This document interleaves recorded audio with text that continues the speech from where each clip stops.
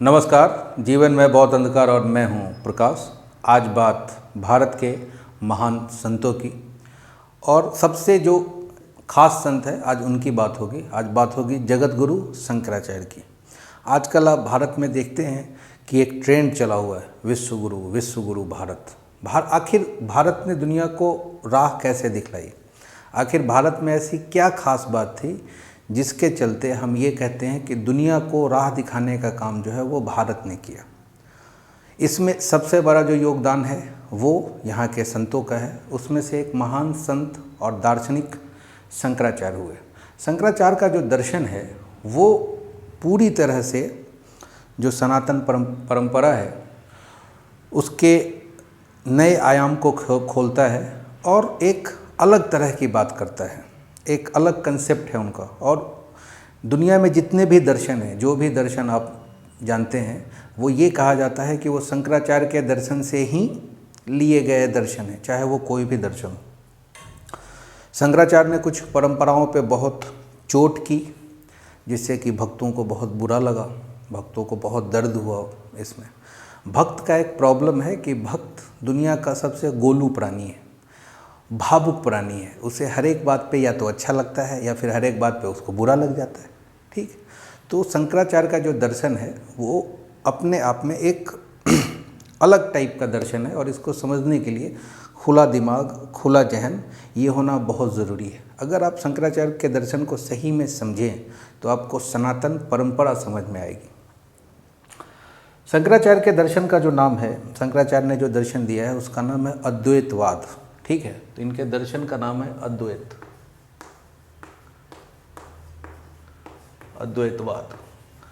अद्वैत का मतलब क्या है? दो नहीं होना। उन्होंने ये नहीं कहा कि एक, क्योंकि जैसे ही आप एक कहते हो समस्या खड़ी हो जाती है। अगर एक है तो दूसरा होगा। ये अंडरस्टैंडिंग की सबसे अच्छी चीज़ है कि जैसे ही आपने एक कहा तो उसके साथ दूसरा अपने आप उत्पन्न हो जाता है। जैसे आपने कहा अच्छा तो दूसरा उत्पन्न हो जाएगा बुरा। आपने कहा दिन तो दूसरा अपने आप उत्पन्न हो जाएगा रात। तो शंकराचार्य बहुत स्मार्ट आदमी थे। वो बोले कि मैं बोलूँगा ही नहीं एक, उन्होंने बोला कि दो नहीं है। ठीक, तो इस सिद्धांत में दो तीन तरह की जो बातें हैं जो बहुत समझने की है, वो समझना बहुत ज़रूरी है। तीन तरह की चीज़ है। एक है सत्य, दूसरा है असत्य और तीसरा है मिथ्या। मिथ्या को बहुत ध्यान से समझेंगे क्योंकि एक बहुत बड़ा स्टेटमेंट है कि ब्रह्म सत्य जगत मिथ्या। ये जो स्टेटमेंट है ये बहुत ही ज़्यादा खतरनाक स्टेटमेंट है कि ब्रह्म सत्य जगत मिथ्या। अब सत्य के बारे में जो कहा है उन्होंने, सत्य के बारे में ये कहा है कि जिसका कभी खंडन ना किया जा सके।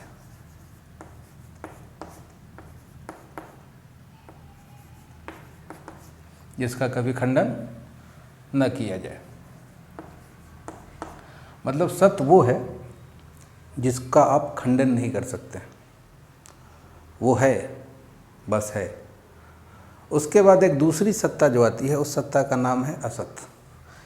इसके लिए बोलते हैं कि जिसका कभी ज्ञान ना हो।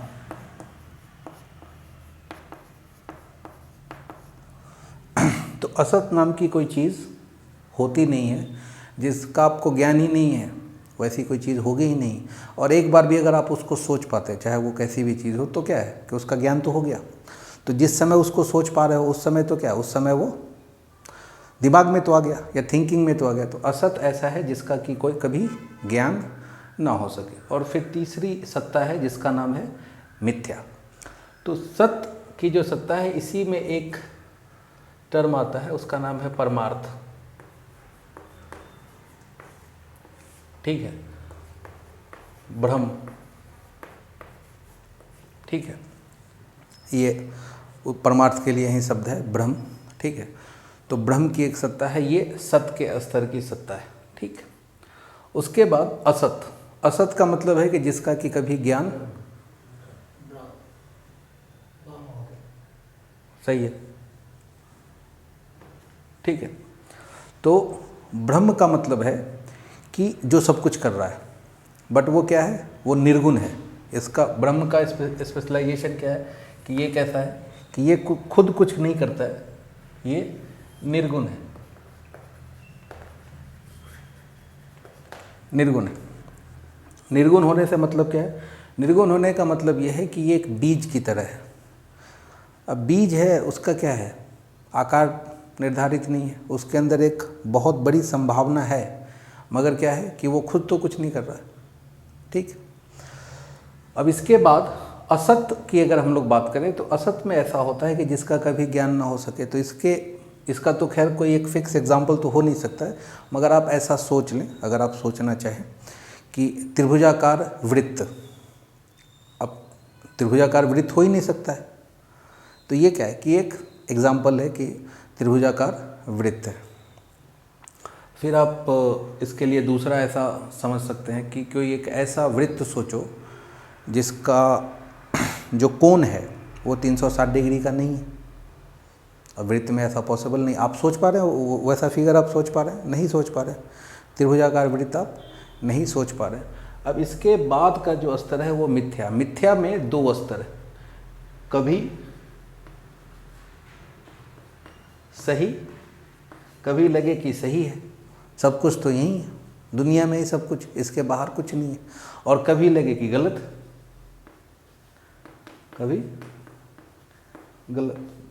जीवन इसी तरह से चलता है कि कभी सही है, कभी गलत है, कभी लगता है कि तुम ही हो, बस तुम ही तुम हो, कभी लगता है कि तुम काहे हो, कभी तुमको देखा तो ये ख्याल आया, कभी क्या है कि तुमको देखा तो ये ख्याल क्यों आया, इस तरह की बात है। तो कभी सही लगेगा, कभी गलत लगेगा। ये जो मेल है ये मिथ्या का जगत है, मिथ्या है। और मिथ्या में फिर दो तरह की सत्ताएं काम करती हैं, एक का नाम है प्रतिभास, ठीक, एक सत्ता का नाम है प्रतिभास और दूसरे का नाम है व्यवहार। इसी को, व्यवहार की जो सत्ता है, इसी को बोलेंगे हम लोग संसार। इसमें 3 स्तर की सत्ता होती है व्यवहार में, ईश्वर, जीव और जगत।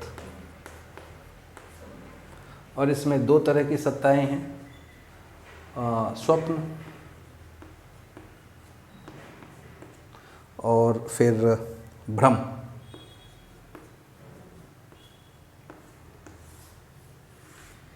वन बाय वन करके चीज़ों को हम लोग समझते हैं। अब कभी जैसे कि क्या होता है कि जो भ्रम की स्थिति है वो कैसी स्थिति है वो मैं बताता हूँ। भ्रम का मतलब होता है कि आपको पता है कि दिख तो रहा है कि ये अल्फ़ा है, मगर 100% ये बीटा है। मतलब निश्चयात्मक निष्कर्ष परंतु गलत निष्कर्ष, ये होता है भ्रम। क्या होता है ये? निश्चयात्मक निष्कर्ष परंतु गलत निष्कर्ष, इसको बोलते हैं भ्रम। और भ्रम की सबसे कमाल की बात यह है कि जब तक आप भ्रम में होते हैं तब तक उस आदमी को पता ही नहीं चलता है कि वो भ्रम में है। और भ्रम जब टूटता है तो पता चलता है कि हाँ, तो वो सत्ता समाप्त हो जाती है। अब भ्रम की स्थिति जैसे कि देखो ऐसा है कि लोग कैसे कैसे भक्तों पे बाण चलाते हैं, भक्तों को रक्त रंजित कर देते हैं, लहूलुहान कर देते हैं, क्योंकि सारी मान्यताओं पे क्वेश्चन है। जैसे कि एक प्रश्न है कि मान लीजिए कि ईश्वर को लेकर के एक प्रश्न है कि ईश्वर सर्वशक्तिमान है। हाँ, सही बात है, ईश्वर सर्वशक्तिमान है, आप मानते हैं। आप, और चूँकि समाज का इतना प्रेशर है कि आप ना बोल ही नहीं सकते, मानना ही पड़ेगा, जानने पे जोर नहीं है। सबसे बड़ी प्रॉब्लम यह है कि कोई भी जो ज्ञान है उसमें सबसे बड़ा प्रॉब्लम यह है कि आपको उसको मानना पड़ता है, और आप कुछ भी मान लो, उसका जानने से कोई संबंध नहीं है। भगवान बुद्ध ने कहा और इस बात पे बहुत जोर दिया कि जानो अपदीपो भव, जानो, खुद को जानो। मगर हमारा जो पूरा का पूरा प्रैक्टिस है वो किस पे चलता है? मानो। जानेगा या नहीं जानेगा देख लेंगे बाद में, पहले तुम मान तो लो। जाना कौन है? कोई नहीं जाना, माना। और शंकराचार्य उस पर हथौड़ा लेके बैठे हुए हैं मानने वालों पे। आया कि बस डिम, घड़ा टूट गया। दूसरा आया डिम। जो भी आदमी कोई क्रांतिकारी और सही सोच लेके आता है वो सबसे पहले क्या है? मान्यताओं के लिए बाधक है। इसलिए उस आदमी को एक्सेप्ट करना उस समय के समाज के लिए बहुत मुश्किल काम है। लोग सूली पे चढ़ा देते उसको, टांग देते उधर, बाद में लोग उसका गुणगान करते हैं। अब जब वो आदमी चला गया फिर गुणगान करके क्या फ़ायदा? उस समय सुनना चाहिए था या उस समय समझना चाहिए था। मगर सारा का सारा जो नॉलेज का जो ट्रांसफॉर्मेशन है इस धरती पे वो इस तरह से हुआ है कि पिछली पीढ़ी ने अगली पीढ़ी को नॉलेज दिया है। तो पिछली पीढ़ी ने जो नॉलेज दिया वो पिछली पीढ़ी का नॉलेज है, अगली पीढ़ी उसका बस्ता लेके चल रहा है। ठीक है, अब उस बोझ के तले वो दबा हुआ हो, अब कैसे बोलेंगे? हाँ, बाबूजी बताए थे गलत तो हो नहीं सकता है, दादा भी बताए थे गलत नहीं हो सकता है। तो तुम्हारे दादा न्यूटन थे, आइंस्टीन थे कि बताए कि गलत नहीं हो सकता है? अच्छा, क्वेश्चन तो उस पर भी है कि न्यूटन का लॉ भी कभी कभी फेल हो जाता है। हाँ, लोग एक्सेप्ट कर रहे हैं ना। तो रियल नॉलेज जो है वो इस बात पे है कि आपका नई चीज़ों को और सही चीज़ों को आपके अंदर स्वीकार करने की कितनी शक्ति है। अगर वो है तो आप जिंदा हैं, और अगर समाज वैसा है तो जिंदा समाज है। हमारे समाज में, भारत के समाज में सबसे बड़ा प्रॉब्लम ये है कि हमारा समाज भूतकाल को लेकर के सबसे ज़्यादा चिंतित है, भविष्य की चिंता है नहीं। जो भी करामात हुआ है और दुनिया का, वो समाज मर जाता है जिसमें सिर्फ भूतकाल की चर्चाएं होती रहती हैं। मतलब सारा जो अच्छा काम था वो इतिहास में कर लिया गया। तो अभी जिंदा क्या हो तुम? हाँ, इतिहास में BMW से घूम रहे थे, हाथ में मोबाइल फ़ोन था, उस पर रील देख रहे थे तुम? नहीं ना। एक्सेप्टेंस, धर्म और विज्ञान का बहुत गहरा कनेक्शन है। भारत में जो धर्म का विकास है ये इंटरनल, अंदर की ओर जो हुआ, तो एक से एक बड़े बड़े संत पैदा हुए। और पश्चिम में क्या है? ये विज्ञान का विकास हुआ, बाहरी जगत का। और आज के टाइम पे हम उसको जोड़ के देख सकते हैं, इंटरलिंक्ड करके देख सकते हैं। आज इस बात की मान्यता है कि पूरा जो ब्रह्मांड है वो किसी एक बिंदु से फैल करके ये यूनिवर्स पड़ा है। स्टीफन हॉकिंस शरीर से पूरी तरह से, उनका शरीर जो था वो काम नहीं करता था, दिमाग कितना भारी था। तो जिस आदमी का मन मजबूत है ना, वो कुछ एक्स्ट्रा ऑर्डिनरी करने की शक्ति रखता है अपने पास। तो भक्तों के लिए प्रश्न है कि भाई चलो भाई, ईश्वर सर्वशक्तिमान है। हाँ भाई, बात तो सही है। तो क्या ईश्वर कोई ऐसा पत्थर बना सकता है जिसको वो खुद नहीं उठा पाए? अब ये चेकमेट है भक्तों के लिए। क्या ईश्वर कोई ऐसा पत्थर बना सकता है जिसको वो खुद ना उठा पाए? अगर बना सकता है तो उठा नहीं सकता है, अगर उठा सकता है तो बना नहीं सकता है। अब भक्त जो है रक्त रंजित हो जाते हैं, वहाँ पे आंदोलन शुरू कर देते हैं। ठीक है, और यही काम शंकराचार्य ने भी किया। ठीक है, मगर हमारी याददाश्त जो है वो कमज़ोर है। शंकराचार्य के दर्शन के बारे में आप देखेंगे, आप घूमेंगे तो देखेंगे कि भारत में हर एक जगह शंकराचार्य की चर्चा है, मगर शंकराचार्य के दर्शन का सिर्फ 50% बात बोला जाता है, 50% बात को सेंसर कर लिया जाता है।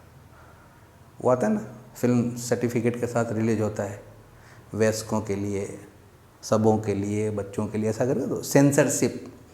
क्योंकि एक सिविलाइज सोसाइटी का सबसे बड़ा प्रॉब्लम यह है कि उसके हिसाब से जो ठीक नहीं है उसको क्या करो? सेंसर करो।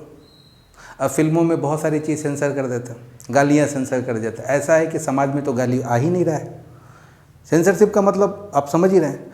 तो कुछ दर्शन का क्या किया कि कुछ पोर्शन जो काम का था उसको रखा गया, क्योंकि उससे काम चलता रहे, बाजार चलता रहे। अब बाजार चलाना बहुत ज़रूरी है। अगर तुम एकदम सच, खड़ा सच अगर रख दोगे तो इसको पचाना बहुत मुश्किल है। और शंकराचार्य ने बस सच को लिया और जैसा था वैसा रख दिया, ना कोई लाग, ना कोई ये तरह का कुछ बना करके नहीं बोला, जो है वो बोला, सच बोला। इसलिए शंकर को प्रच्छन्न बुद्ध भी कहा जाता है। एक उनका ये नाम भी है, प्रच्छन्न बुद्ध। तो भक्तों के लिए जो है वो सबसे बड़ी समस्या है कि आप चीज़ों को मान लेते हो, जानने पे यकीन रखते नहीं हो। अब मिथ्या पे आते हैं। अब पूरा का पूरा जो सिस्टम है वो इस पे है, माया पे। आप कोई भी पौराणिक सीरियल अगर देखते हो तो उसमें एक महामाया, ठीक है, माया आप दिखलाया जाता है और माया का बहुत बड़ा रोल है। तो इसमें दो तरह की सत्ताएं हैं। एक और प्रतिभास में एक सत्ता है स्वप्न की। अब स्वप्न के बारे में अगर आप थोड़ा सा सोचें, और ये ऐसा अनुभव है कि हर एक व्यक्ति अपने जीवन में करता ही करता है, कई बार करता है। छोटे बच्चे जब करते हैं तो उनका क्या है, बिस्तर भी गीला हो जाता है और सुबह में डांट लगती है कि क्या हो गया। अब उस समय की अगर आप अवस्था अपनी याद करें तो आपको ये पता चलेगा कि स्वप्न में आदमी को लगता है कि वो बाथरूम में जा रहा है या फिर घर के बाहर है, खुले में है। उस समय वही माइंडसेट में रहता वो। और जब पूरा क्रियाक्रम हो जाता है और जल की जो गर्म धारा है वो जब आपको लगती है तो पता चलता है कि हाँ ऐसा हो गया, ठीक है। और उसके लिए आपके पास कोई जवाब नहीं है। फिर जैसे कि अक्सर ये सपना आप देखते हैं कि आप भाग रहे हैं, आपके पीछे क्या है, शेर चीते पड़े हुए हैं या सांप पड़ा हुआ है, या आप किसी ऊंचाई से गिर रहे हैं। ऊंचाई वाला तो अक्सर बहुत सारे लोगों के साथ होता ही है। आप सोए हुए हैं और आप देख रहे हैं कि आप ऊंचाई से गिर रहे हैं, एकाएक नींद खुला, 2-4 सेकंड ऐसा महसूस होता है कि आप देखते हैं छू करके कि नहीं वो बच गया मैं, अच्छा हुआ कि सही टाइम पे कूद गया, नहीं तो आज तो मेरा गेम साफ हो जाता। तो अब जब आप स्वप्न की स्थिति में हैं तो उसमें आप जो जो देख रहे हैं, जो जो चीज़ें हैं, क्या उसके अंदर जो शेर है वो नकली है? क्या उसके अंदर जो आप भाग रहे हैं क्या वो नकली है? क्या उसके अंदर जो डर है वो नकली है? या मान लीजिए कि आप कोई, जिस तरह की आपकी उम्र है कि प्यार मोहब्बत का सपना देख रहे हैं, तो उस समय वो प्यार मोहब्बत नकली है? नहीं। जब तक आप स्वप्न की दुनिया में हैं, जब तक आप स्वप्न में हैं, तब तक आपके लिए वो बात बिल्कुल सही है। और जैसे ही स्वप्न टूटता है आप यहाँ से ट्रांसफ़र हो जाते हैं जगत या व्यवहार जगत में आप आ जाते हैं। जो फिजिकल वर्ल्ड हम लोग अपने आसपास देख रहे हैं, इसमें अगर लगता है नहीं सब ठीक है, जो मैं देख रहा था, सोच रहा था, वो सपना था, ऐसा कुछ नहीं है। इस तरह की स्थिति जो है वो कुछ भी नहीं है। फिर एक दूसरी स्थिति आती है भ्रम की। अब भ्रम में क्या है कि भ्रम पूरी तरह से झूठा नहीं होता। भ्रम एक स्थिति है और इसका जो इस्तेमाल है आज भी दुनिया में जो मार्केटिंग कंपनी है वो भ्रम का ही इस्तेमाल करती है। क्या आपके टूथपेस्ट में नमक है? अब तुम सोच में पड़ गए नमक होने से क्या होगा, ठीक है। या फिर बच्चों की तंदुरुस्ती की रक्षा करता है लाइफ बॉय, मतलब जो लाइफ बॉय नहीं लगा उसका तंदुरुस्ती का रक्षा हो नहीं सकता है। हाँ, एक्स्ट्रा गोइंग पावर हर एक घर में लोग पी रहे हैं।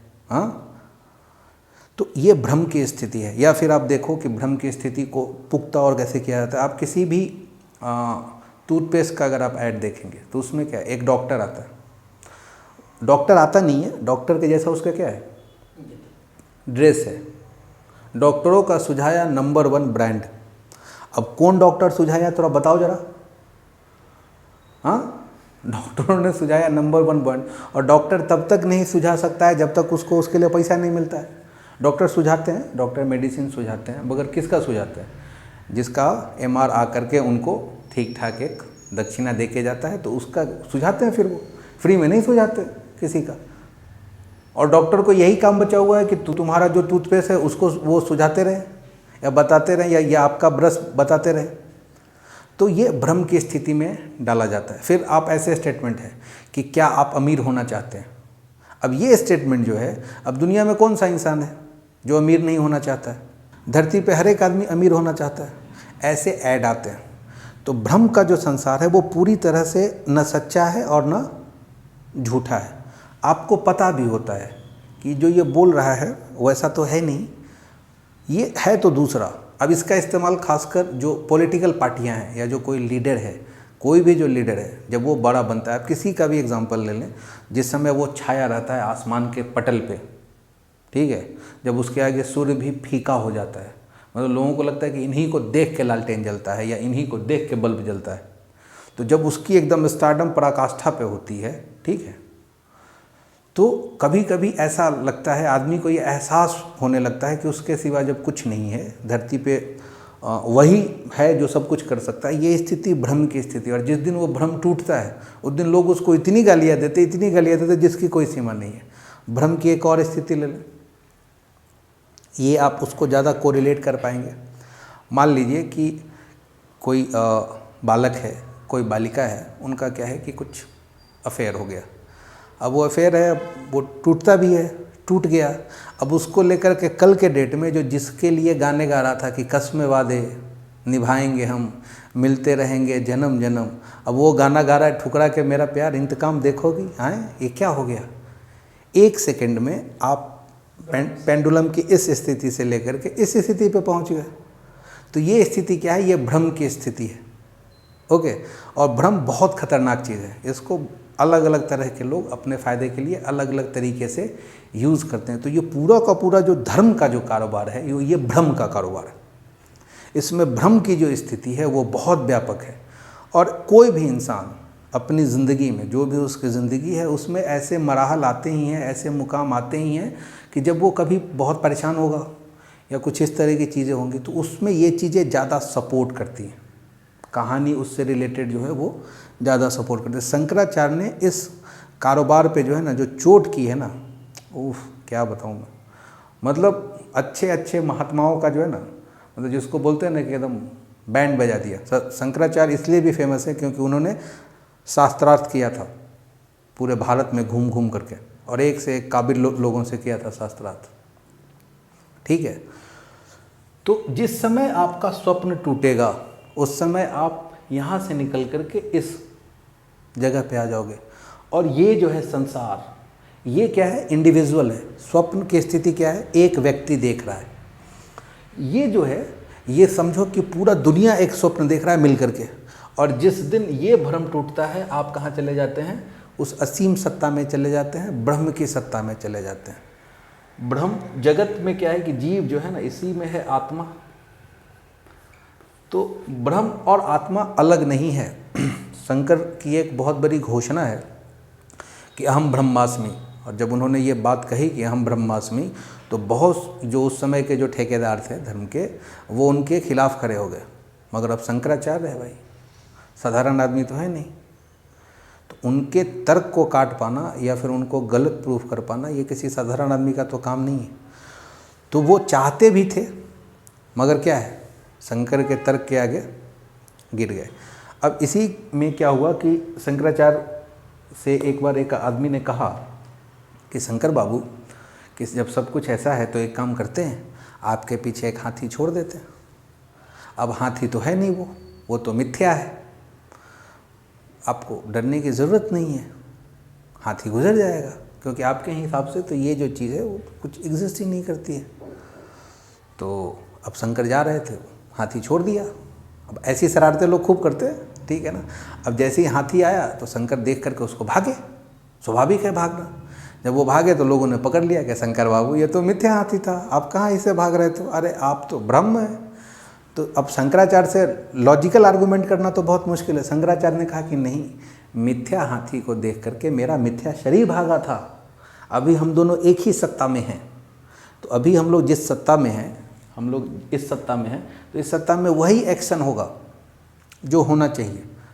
जिस दिन हम लोग इस सत्ता में पहुंच जाएंगे तो ना कोई हाथी है और ना कोई मनुष्य है, हम सब एक हैं। फिर एक दूसरे को देख के भागने की कोई ज़रूरत नहीं है, क्योंकि यहाँ तो सारे फ़र्क मिट जाते हैं, कुछ है ही नहीं। बहुत लॉजिकल बात है और बहुत गहरी बात है। आप लोग संभाल पा रहे हैं मेरी बात को? जब तक गठबंधन है तब तक हाँ, खोपड़िया जो है भन्ना तो नहीं रही है। हाँ, क्योंकि बहुत सारी मान्यताओं पे इस पे चोट पड़ेगी। और कहते हैं कि सोना को जब पीटा जाता है ना, तब उससे जा कर के कुछ अच्छा अलंकार तैयार होता है, उससे गहना तभी बनता है, ज्वेलरी तभी बन सकती है। अब व्यवहार का जो जगत है, इसमें खुद 3 तरह की सत्ताएं, ईश्वर, जीव और जगत। अब ये समझते हैं कि ईश्वर क्या है। अब इसको आप ऐसा समझें कि ईश्वर जो है वो प्रतिबिंब है। क्या है? प्रतिबिंब है। प्रतिबिंब को साधारण शब्दों में कहें तो इमेज है। आप देखते हैं कि लोग हमेशा इमेज के लिए परेशान रहते हैं। मेरा इमेज खराब हो गया। इमेज एक आभासी चीज़ है जिसकी वास्तविक सत्ता नहीं होती है, मगर पूरी दुनिया इस चीज़ पे परेशान है कि इमेज कैसा है। चेहरा उसका खजूर के जैसा है, फोटो तुम देख लो उसका तो लगे कि अरे बाप रे बाप, ये कितना खूबसूरत आदमी है भाई, और लोग दीवाने हैं। इस दुनिया में आज का जो सबसे बड़ा कारोबार है वो कारोबार है प्रतिबिंब का, जिससे हम और आप भी मुखातिब हो रहे हैं, ठीक है। तो इसमें क्या है, प्रतिबिंब का ही खेल है पूरा का पूरा। प्रतिबिंब की सत्ता काल्पनिक है या वास्तविक है? काल्पनिक है। मैं हट जाऊंगा, प्रतिबिंब समाप्त।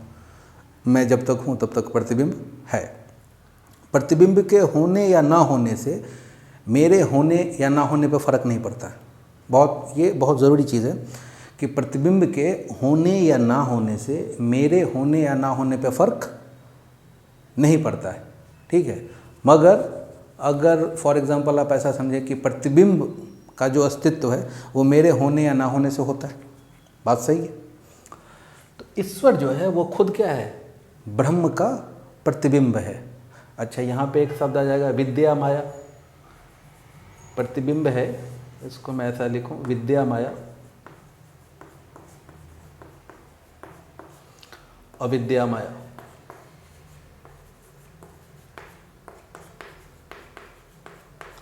अब सोचने की बात यह है कि ब्रह्म का जो प्रतिबिंब विद्या माया में है उसको क्या बोला है? उसको बोला है ईश्वर। जैसे कि आपने 3 टाइप के गुण सुने होंगे, सत्य, तमस और रजस। और इस पूरे ब्रह्मांड में 3 का जो है ना बहुत खतरनाक कॉम्बिनेशन है। आधुनिक जो विज्ञान है आज वो उस स्थिति में पहुंच गया है जब उन बातों को थोड़ा सा आप साइंटिफिकली भी देख सकते हैं जो पहले देखा नहीं जा सकता था। आज दुनिया में हर एक बच्चे को पता है कि 3 टाइप के, एक परमाणु के अंदर, एक परमाणु तो अपने आप में एक बहुत छोटा यूनिट है और उसके अंदर 3 जो पार्टिकल हैं वो मौजूद होते हैं, इलेक्ट्रॉन, प्रोटॉन और न्यूट्रॉन। उसमें से एक जो है वो धनात्मक है, दूसरा ऋणात्मक है और तीसरा जो है वो न धनात्मक है न ऋणात्मक है। बट एक कमाल की बात है, आपने ये भी देखा होगा कि बाद में, जैसे कि अगर मैं महेश की बात करूं, भगवान शंकर की बात करूं, तो वो बोला जाता है कि वो विनाश के देवता हैं, ठीक है। और फिर से जब अब न्यूट्रॉन को, अगर आप एक न्यूट्रॉन है उसको आप अगर एयर में रखें कुछ समय के लिए तो 7 मिनट के अंदर वो टूट जाता है। उससे एक प्रोटॉन निकलेगा, एक न्यूट्रॉन निकलेगा, एक प्रोटॉन निकलेगा, एक इलेक्ट्रॉन निकलेगा और एक न्यूट्रिनो निकलेगा। उससे निकल कितने रहे? 3। और ये आज के डेट में ऐसा नहीं कि ये एक्सपेरिमेंट आप करके नहीं देख सकते बहुत आसानी से इसको करके देखा जा सकता है कि एक न्यूट्रॉन को आप रखें, उसको 7 मिनट के अंदर वो ब्रेक कर जाएगा। एक इलेक्ट्रॉन देगा, एक प्रोटॉन देगा और एक न्यूट्रिनो देगा। अच्छा, उसको थोड़ा सा और अगर हम लोग अंदर जाएं तो क्वांटम फिजिक्स जो है उसके अंदर जो पूरे के पूरे जो पार्टिकल है उसका नेचर और उसकी चीज़ों का जब आप समझेंगे तो आपको लगेगा कि हाँ, इस सत्ता को उस सत्ता से जोड़ा जा सकता है। क्योंकि जगत का जो आज के टाइम पे जो नॉलेज है वो बहुत ज़्यादा है। पिछले 500 सालों में जगत के बारे में जितना नॉलेज इकट्ठा किया गया है उतना 5000 साल पहले भी उतना नॉलेज नहीं था। और ये जो हमारा जो ज्ञान है, जो पुरातन ज्ञान है, जो आप कह लें कि बहुत पहले का ज्ञान है, कृष्ण के समय का ज्ञान है, राम के समय का ज्ञान है, बुद्ध आए, महावीर आए, बहुत सारे संत महात्मा गुणी लोग इस धरती पे आते रहे। उन्होंने जो आंतरिक विज्ञान जो दिया, अब उसको कनेक्ट करने का सबसे अच्छा चीज़ है विज्ञान जो है वो आपके लिए एक फाउंडेशन है। मंदिर अगर आपको एक बनाना है तो उसके लिए आपको ईंट, सरिये, इनकी ज़रूरत पड़ेगी। तो विज्ञान जो है वो उनके फाउंडेशन के लिए ज़रूरी है कि आप मंदिर बनाने के लिए आप वो रख सकते हैं। धर्म जो है वो उसकी एकदम पराकाष्ठा है। हमारे यहाँ पे क्या है कि हमने उसका जो है ना स्वर्ण कलश अपने कंधे पे रखा हुआ है। मंदिर गायब, मंदिर नहीं है। वेस्ट के पास प्रॉब्लम क्या है कि उनके पास ये है, ईंट, बालू, सीमेंट है, उनके पास धर्म कलश गायब है। इसलिए आप देखते हैं जनरली जब बहस होता है तो धर्म और विज्ञान एक दूसरे के बरक्स पैरेलल जो खड़े होते हैं तो आपको लगता है कि प्रतिद्वंदी के रूप में खड़े हैं। एक्चुअली में न इनको इसके बारे में पूरा का पूरा समझ है और इसको तो इसके बारे में कोई समझ है ही नहीं। मगर आप इन दोनों को जब मिला दें तो अभी का जो मानव का जो जीवन है वो दुनिया का सबसे अच्छा जीवन हो सकता है, बहुत खुश रह सकता है मानव। मगर प्रॉब्लम यह है कि आज के टाइम में देखें कि उसका उल्टा हो रहा है। डिप्रेशन बढ़ता जा रहा है, लोगों के अंदर एंजाइटी बढ़ते जा रही है, गुस्सा बढ़ता जा रहा है, कोई कुछ किसी को सुनने की स्थिति में नहीं है। छोटी मोटी बात हो फिर भी आप तुरंत देखेंगे कि लोगों के अंदर धैर्य नाम की चीज़ नहीं है। बड़ा से बड़ा आदमी सीसीडी का मालिक करोड़ों रुपए सुसाइड कर लेता है, क्यों पता नहीं। आप इस बात को समझ रहे हैं? इस बात को समझना बहुत ही ज़रूरी है कि हमारे जो जीने का तरीका है वो किस तरह का होता जा रहा है। और धर्म जो है ये सबसे अच्छा तरीका हो सकता है अगर आपको धर्म की समझ है तो। मैं बार बार बोल रहा हूँ, धर्म की समझ होना, धर्म को जानना और धर्म को मानना, इन दोनों में बहुत ज़मीन आसमान का फ़र्क है। मानने से आपके जानने का कोई लेना देना है ही नहीं। तो विद्या माया में और इसमें ईश्वर में एक गुण होता है, सत का गुण होता है, और ये जो है अविद्या माया में यहाँ पे जीव है, ये जीव का जगत चल रहा है। तो बेसिकली जो ईश्वर है और जो जीव है, इन दोनों में बहुत ज़्यादा फर्क नहीं है। ये दोनों क्या है? ब्रह्म के ही प्रतिबिंब हैं, एक विद्या माया में, दूसरा अविद्या माया में। अब ईश्वर जो है ये सगुण होता है। ईश्वर के बारे में आपने सुना होगा कि ईश्वर क्या है। हर एक जब आप बात करते हैं भगवान की या किसी भी धर्म के हो, कोई भी हो, अगर उसमें ईश्वर का जो कंसेप्ट है तो उसमें ईश्वर का क्या है? एक सगुण होना, एक गुण धर्म होना, ये बहुत ज़रूरी चीज़ है। ईश्वर में गुण होगा ही होगा। और इसको समझे कैसे? अब इसको ऐसा समझिए कि जैसे कि आसमान में एक सूरज एक है, और मान लीजिए कि आपने अपने घर के बाहर एक बर्तन में पानी रख दिया और उसको रख दिया वैसे, या एक शीशा रख दिया, तो उसका इमेज तो इसमें बनेगा, तो वो आपके लिए भी है। अच्छा, मैंने अपने घर के बाहर रख दिया तो मेरे लिए भी है। दुनिया में जितने लोग होंगे इस धरती पे, अगर इन नंबर ऑफ लोग हैं और उन्होंने सबने अपने घर के बाहर वो दर्पण रख दिया तो वो सूरज सबको दिखेगा।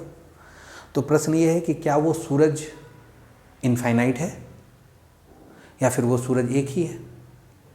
सूरज तो एक ही है, आपने अपने हिसाब से उसका प्रतिबिंब बना लिया और आपने फिर उसको अपना नाम दे दिया। आपने राम दे दिया, आपने कृष्ण दे दिया, आपने महावीर दे दिया, आपने पैगंबर दे दिया, आपने ईशा दे दिया, जो आपको देना है आपके हिसाब से आप उनको नाम देते जा रहे हो। तो ईश्वर जो है वो सगुण है। और ईश्वर की सोच जिस तरह से, जब इंसान, अब इसको ऐसा देखें कि आप एक स्वप्न देख रहे हैं, ठीक है, और उस सपने में आप एग्ज़ाम में बैठे हुए हैं, ठीक है, माहौल बहुत ही सही है। एग्ज़ाम में जब आप बैठे हुए हैं तो आपके साथ आपके बहुत सारे दोस्त बैठे हुए हैं, सखा सखी सब बैठे हुए हैं एक साथ, पेपर चल रहा है। एग्ज़ामिनर जो है वो क्लासरूम के बाहर है और आप कार्यक्रम में लगे हुए हैं। मतलब एक रोल नंबर 1 का जो कॉपी है वो रोल नंबर 40 के पास है, और रोल नंबर 40 का जो कॉपी है वो रोल नंबर 60 के पास है। इस तरह का गेम चल रहा है, सत्ता चल रही है। अपने सपने में है आप, रियल में ऐसा नहीं है, ठीक है ना। रियल में एग्ज़ाम में कहाँ ऐसा होता है हमारे यहाँ पे तो इतनी टाइट एग्जामिनेशन लिए जाते हैं, बच्चों को मुड़ने नहीं देते हैं। हाँ, और हर एक कमाल की बात यह है कि हर एक बच्चा जब एग्ज़ाम देता है तो उसका जो सेंटर रहता है वो दुनिया का सबसे ख़तरनाक सेंटर होता है। मतलब समझो कि वहाँ का जो इन्विजिलेटर है वो हिटलर है और ये जर्मनी का जूस है, कैसे बच के बाहर निकला है। ओह, कविता जब सुनो तुम मज़ा आ जाए। हर एक बच्चे के साथ ये होता है, उसके सेंटर पे कुछ नहीं होता, बाकी दुनिया में चल रहा है, पेपर आउट है, एग्ज़ाम से पहले पेपर आउट है। मगर ये सब बातें सच हैं, जानने की है, बोलने की नहीं है। हमारे यहाँ पे एग्जामिनेशन सबसे टाइट होता है। हमारे यहाँ की जो शिक्षा व्यवस्था है वो दुनिया के नंबर 1 शिक्षा व्यवस्था है। तब तो हम लोग विश्व गुरु हैं। हाँ, बिना गुरु के विश्व गुरु होना, ये असीम प्रतिभा जो है ये हमारे ही पास है। बिना गुरु के हो जाओ विश्व गुरु, मतलब कमाल की बात है। अद्भुत देश है।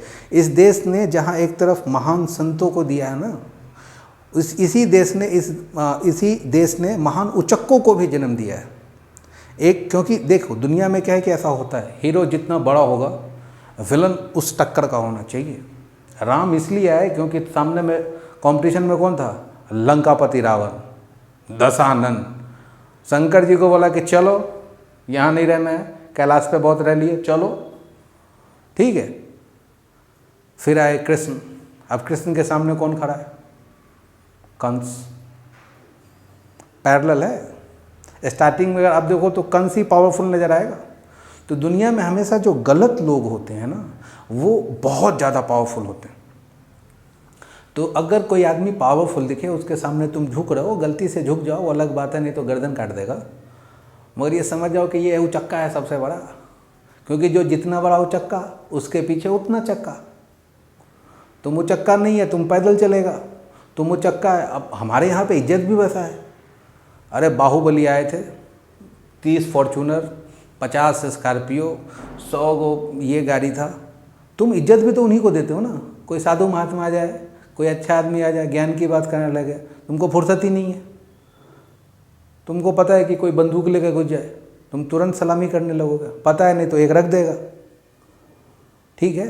तो ज्ञान की बात जो है, सच चाहे कि सच कैसा भी हो, उसको पब्लिक डोमेन में नहीं बोलते।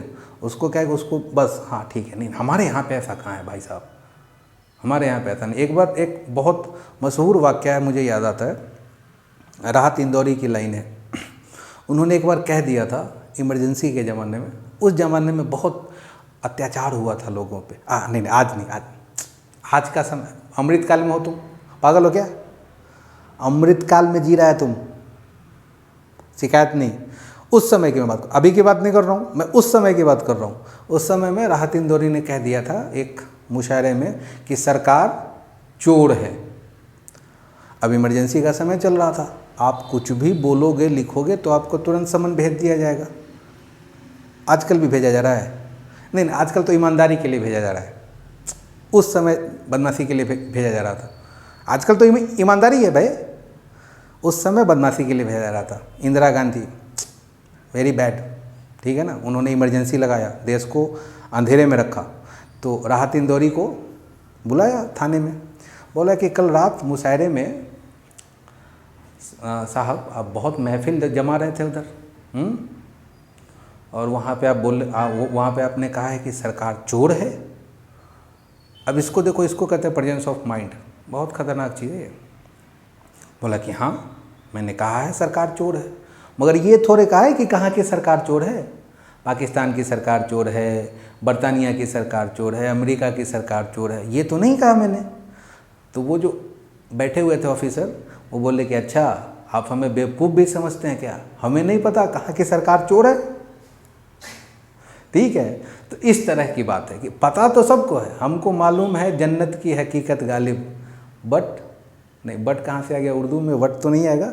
हमको मालूम है जन्नत की हकीकत गालिब, पर दिल खुश रखने को यह ख्याल अच्छा है। ठीक है, तो गालिब भी घुमा फिरा के कहीं ना कहीं इस बात को बोल रहा है।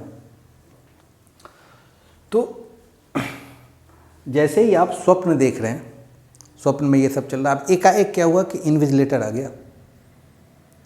अब एकाएक क्लासरूम में खलबली मच गई। अब सीधी सी बात है कि एग्जामिनर अगर आ गया तो आप परेशान हो जाएंगे। उसी समय आपका सपना टूटा। अब स्वप्न आप देख रहे हैं, तो जो स्वप्न आप देख रहे हैं उसमें जो आपके जो साथ के जो फ्रेंड हैं, वो आकर के घर पे ऐसा तो नहीं बोलते कि अरे तूने मेरे को क्वेश्चन नंबर 2 का चिट नहीं दिया, मैं तब से 10 बार बोल रहा था। क्योंकि उसकी सत्ता जो है वो क्या है, आभासी है, वास्तविक नहीं है, काल्पनिक सत्ता है। वो देख कौन रहा है, आप देख रहे हैं। तो स्वप्न आपका है, तो स्वप्न की सत्ता के मालिक कौन है, आप है। अब वो स्वप्न में जो बाकी के जो आपके साथ एसोसिएट है, साथी कलाकार हैं, वो क्या है, वो आपके दिमाग की उपज है। और जिस समय ये सत्ता टूटा, आप यहाँ से निकल के इस जगत में आ गए, व्यवहार में आ गए। अब सोचो कि ये ईश्वर जो है ना, ईश्वर स्वप्न देख रहा है, जिसको हीगल ने भी एब्सोल्यूट या निरपेक्ष प्रत्यय के रूप में यही बात कही है जो शंकराचार्य ने कही है। शंकराचार्य ने जो कहना था ना वो कह दिया, पूरा का पूरा परमानेंट कह दिया, उसमें कुछ कहने और सुनने की गुंजाइश बची नहीं। हीगल ने भी यही बात कही है। हीगल इंग्लैंड के बहुत बड़े दार्शनिक हुए हैं। तो जैसे ही आपका स्वप्न टूटा तो आप व्यवहार में आ गए, और जैसे ही आप स्वप्न देख रहे हैं तो वो सत्ता आपकी है, और जिस समय आप स्वप्न देखना बंद कर दोगे वो सत्ता खत्म, प्रलय की स्थिति है वो। तो उसी तरह से ईश्वर क्या कर रहा है कि ईश्वर स्वप्न देख रहा है, अपनी कल्पनाएं कर रहा है आँख बंद कर करके, ठीक है। और उस कल्पना में क्या है कि जीव बनते जा रहे हैं, चीज़ें बनती जा रही हैं, घटनाएं बनती जा रही हैं, सारा चीज़ होता जा रहा है, ठीक है। और जिस दिन ईश्वर सोचेगा कि बहुत हो गया, मेरा मूड अब नहीं लग रहा है, छोड़ देता, प्रलय। मगर अब प्रश्न है कि क्या ईश्वर की सत्ता जो है वो वास्तविक सत्ता है? अब ये बहुत बड़ा प्रश्न है। मतलब ये समझो कि ऐसा बुलडोजर है ना कि जो भक्ति मार्ग वाले लोग हैं उनके ऊपर तो समझो कि बुलडोजर चल गया सारी के, मतलब बोला कि तुम्हारा तो रास्ता ही गलत है, तुम पहुंच ही नहीं सकते, कौन सा ट्रेन पकड़ लिया तुम, ट्रेन गलत है भाई, ट्रेन को बदलो। शंकराचार्य ने तो मतलब समझो कि उनके ऊपर ऐसा बोलते ना कि ऐसा आघात किया, ऐसा सर्जिकल स्ट्राइक किया, उनको पता ही नहीं चला, सुबह सो के उठे पता चला पूरा का पूरा मैदान साफ। कौन आया था रात में, कौन आया था? अच्छा, प्रॉब्लम ये है जब आप सर्जिकल स्ट्राइक कर रहे हो तो सामने वाला मान भी नहीं रहा है ना कि मेरे ऊपर स्ट्राइक हुआ। भक्त का भी ये सेम समस्या है, अब जान तो रहा है कि जो कर रहा हूँ उससे कुछ हासिल तो हो नहीं रहा है, मगर अब माने कैसे, बड़ा मुश्किल है, क्योंकि पूरा का पूरा सिस्टम हिल जाएगा, फिर क्रांति बंद हो जाएगी। तो ईश्वर जो है वो स्वप्न देख रहा है, और उनके स्वप्न में ये पूरा का पूरा जगत चल रहा है। जिस दिन यहाँ जो जीव है, यहाँ जो मानव है, इसके पास ये संभावना है कि यहाँ से निकल के ये क्या हो जाए, यहाँ पे पहुँच जाए, ब्रह्म में पहुँच जाए। और ब्रह्म और आत्मा जो है वो एक ही बात है। तो जिस समय जैसे कि आपका स्वप्न टूटता है तो आपको ज्ञान होता है कि ये मिथ्या है। जिस दिन ये स्वप्न टूटता है आपका, उस दिन आपको पता चलता है कि ये सत्य है। और सत्य क्या है? जिसका कभी खंडन किया ही नहीं जा सके, और असत नाम का चीज़ तो दुनिया में कुछ होता नहीं है। अब शंकराचार्य के दर्शन से क्या क्या दिक्कतें पैदा हुई, ये बहुत ज़रूरी है इसको समझना। अब शंकराचार्य को कॉन्ट्राडिक्ट तो कर नहीं सकते लोग, उनकी बातों को काटना बहुत मुश्किल है। तो अब हुआ क्या कि शंकराचार्य के दर्शन से जो कुछ मूलभूत जो दिक्कतें पैदा हुई कि निर्गुण जो ब्रह्म है उसकी आराधना करना, उसकी पूजा करना बहुत मुश्किल है, क्योंकि प्यार, नफ़रत, भक्ति, इन सारी चीज़ों के लिए दो का होना ज़रूरी है, द्वैत का होना ज़रूरी है। बिना द्वैत के ये चीज़ें हो नहीं सकती। आप जैसे कि आप बोलो कि मुझे प्यार हो गया है, बहुत अच्छी बात है, तो सामने से प्रश्न आएगा, पहला प्रश्न, बोलो भाई किससे, बोलो किससे हुआ है। अब तुम बोल रहे हो कि यार किसी से नहीं, बस हो गया है। अब तुरंत वो आदमी का सामने वाला परेशान हो जाएगा, बोलेगा भाई साहब कौन सा नशा करके आया तुम हैं? आजकल नया मार्केट में क्या चल रहा है, बहकी बातें कर रहा है, पागलों वाली बातें कर रहा है। तो सबसे बड़ा प्रॉब्लम यह है कि भक्ति के लिए द्वैत का होना अनिवार्य है, और वो जो द्वैत हो वो आपसे अलग हो। मतलब उसके लिए क्या है कि एक करने वाला होना चाहिए और दूसरा जिससे किया जा रहा है। अब बाद में ऐसा हो सकता है कि दोनों एक दूसरे से कर रहे हैं, मगर दो का होना परम ज़रूरी है। शंकराचार्य के दर्शन में क्या है कि इसकी तो संभावना ही समाप्त हो जाती है। तो भक्तों के लिए सबसे बड़ी समस्या है ये। तो भक्तों ने जब शंकर के दर्शन को बाद में बताना चालू किया तो जो मुख्य चर्चाएं रहीं वो उनके मठों को लेके रही, धर्म स्थापना को लेके रही, ठीक है। शंकर के दर्शन की जो मुख्य बातें थी उसको क्या है, उसको समय के हिसाब से थोड़ा सा सेंसर कर दिया गया या फिर कम कर दिया गया, क्योंकि आप बिना दो हुए किसी से न नफ़रत कर सकते हैं ना मोहब्बत कर सकते हैं। आप किसी ऐसे आदमी से नफ़रत करके देखिए जिसको आप नहीं जानते हैं, क्या आप कर सकते हैं? अच्छा, दूसरी बात यह कि आप जिससे प्यार करते हो उसी से नफ़रत भी करते हैं। ये धरती का सबसे बड़ा सत्य है। जिससे आदमी प्यार करेगा उसी से नफ़रत करेगा, मिथ्या। तो अगर आपसे कोई प्यार करे तो बहुत ज़्यादा खुश होने की बात नहीं है, क्योंकि वो नफ़रत भी बहुत ज़्यादा करेगा। सुना है ना कि भाई भाई की जो दुश्मनी होती है दुनिया में सबसे तगड़ी होती है, काहे के लिए? सोचने वाली बात है। क्यों? रीज़न बताओ, आखिर ऐसा क्या हो गया कि दुश्मनी इतनी खतरनाक है, क्योंकि दोनों एक दूसरे को जानते सबसे ज़्यादा हैं, दोनों एक दूसरे को मानते भी सबसे ज़्यादा है। तो वो पेंडुलम की स्थिति है, अगर यहाँ तक खींच के लाए और यहाँ से जब छूटा तो फिर से वो दूसरे एक्सट्रीम पे जाएगा। एक्सट्रीम के सिवा कोई दूसरा रास्ता तो है ही नहीं। इसलिए आप देखते होंगे कि कौरव पांडव क्या थे, भाई भाई थे, दोनों एक दूसरे के खून के प्यासे बन गए, एक दूसरे को मार दिया, ख़त्म हो गए सारे के सारे, भाई थे ना। समझने की बात है। मिथ्या, फिर भक्ति का मार्ग, और शंकराचार्य ने कहा कि भक्ति का जो मार्ग है, और ये बहुत ध्यान देने वाली बात है कि शंकराचार्य खुद भगवान शंकर के भक्त थे, खुद वो भक्त थे, मगर वो कहते थे, जैसे भक्ति मार्ग वालों के लिए वो कहते थे कि हाँ ठीक है, इससे फ़ायदा मिलेगा, आपके थोड़ा सा कंसंट्रेशन आपका बढ़ जाएगा और आपको समझने में थोड़ी सी आसानी रहेगी, ये तैयारी कर लो, ये फंडामेंटल फार्मूला ट्रिग्नोमेट्री का रट लो, फिर कैलकुलस का रट लो, फिर जेईई एडवांस का जो पेपर आएगा ना उसमें आपको मदद मिलेगा। अब मान लो कि तुम सामने वाले की कितनी बेइज्जती कर रहे हो भाई, वो इसको सच मान के बैठा हुआ है और तुम बोल रहे हो कि इसके बाद ये कर लोगे तो उसमें मदद मिलेगी, मतलब तुम्हारी याददाश्त अच्छी हो जाएगी। तुम सामने वाले को कितना नीचा दिखा रहे हो। कोई आदमी आपसे आकर गगलू मैं आपसे बहुत प्यार करता हूँ, बहुत मैं आपकी इज्जत करता हूँ, तुम बोले कि हाँ ये सब तो अच्छा है, इससे मेरे को कंसंट्रेशन थोड़ा सा मेरा बढ़ जाता है, आप आते रहा करिए, थोड़ा सा मदद मिल जाता है। सामने वाले को कैसा लगेगा? भक्त तो मर जाएगा। और शंकराचार्य ने दूसरा प्रहार किया भक्तों के ऊपर ये कि भक्ति मार्ग से ब्रह्म को नहीं पाया जा सकता।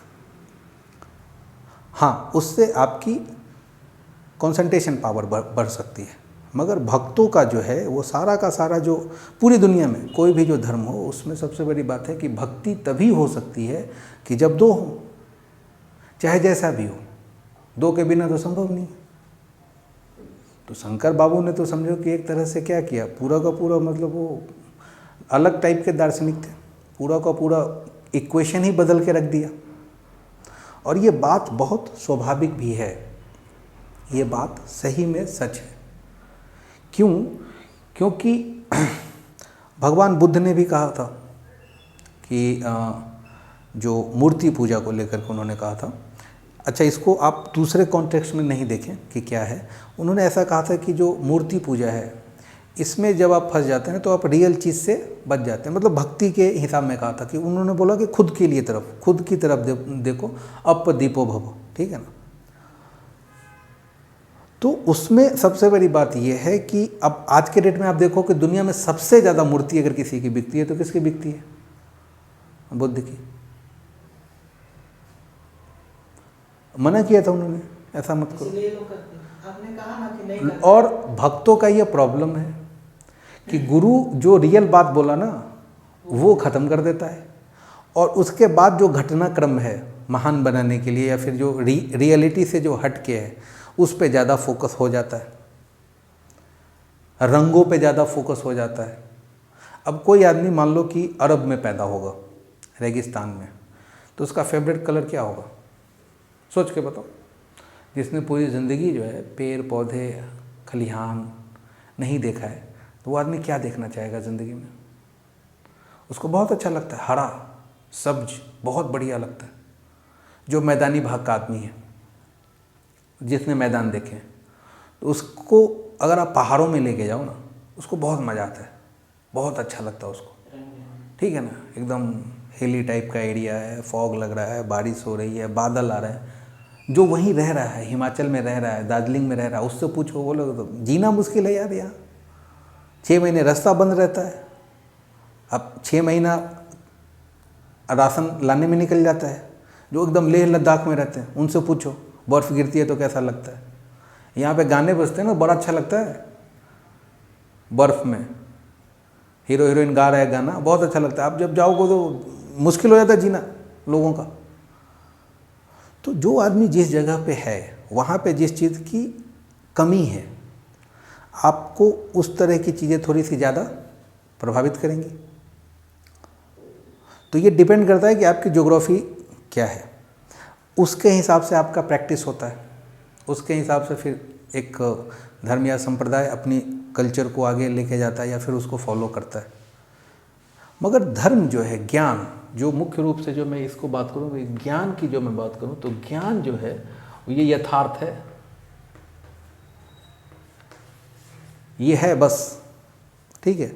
और शंकराचार्य बहुत ही कम उम्र में, 32 साल की उम्र में लगभग वो चले गए इस दुनिया से, मगर उन्होंने जो दिया वो आज भी इस दुनिया में सबसे ज़्यादा प्रासंगिक है, क्योंकि उनकी जो बात है, उनकी बात में दम है, उनकी बात में जो है वो गहराई है, उनकी बात में बहुत ही ज़्यादा रियलिस्टिक है बातें।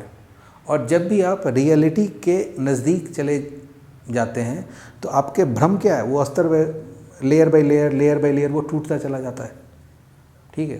तो चीज़ों को एक अच्छे ढंग से समझिए, थोड़ा सा कॉम्प्लिकेटेड है ये कंसेप्ट, पहली बार तो ये पचाना मुश्किल है, ठीक है, क्योंकि आप जो भी चीज़ मान रहे हैं उन पे ये प्रश्न करता है, और हम जो चीज़ मानते हैं अगर उस पर कोई प्रश्न कर दे तो सबसे बड़ी बात यह है कि हम उस चीज़ का इंट्रोस्पेक्शन नहीं करते हैं, आत्ममूल्यांकन नहीं करते हैं, हम सामने वाले से लड़ने के लिए तैयार हो जाते हैं, तुमने कैसे बोल दिया ऐसा, ठीक है।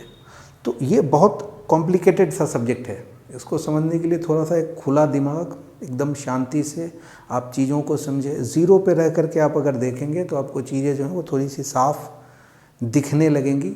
और दर्शन का एक बहुत बड़ा प्रॉब्लम है कि दर्शन जब आप पढ़ेंगे तो वो आपके ऊपर हावी भी हो जाएगा, क्योंकि उसका क्या है, जो भी चीज़ हम लोग देख रहे हैं वो उसके अगेंस्ट में बात कर रहा है, तो मनहूस भी बना सकता है आपको, क्योंकि भ्रम टूट रहा है तुम्हारा। तो लोग इसलिए दर्शन को क्या है, एकदम हल्के ढंग से पढ़ें। आज हम लोगों ने शंकराचार्य की बात की, शंकराचार्य के बारे में जाना, उनके सिद्धांतों के बारे में थोड़ी बहुत चर्चा की। फिर मुलाकात होगी आपसे, तब तक के लिए नमस्कार, धन्यवाद।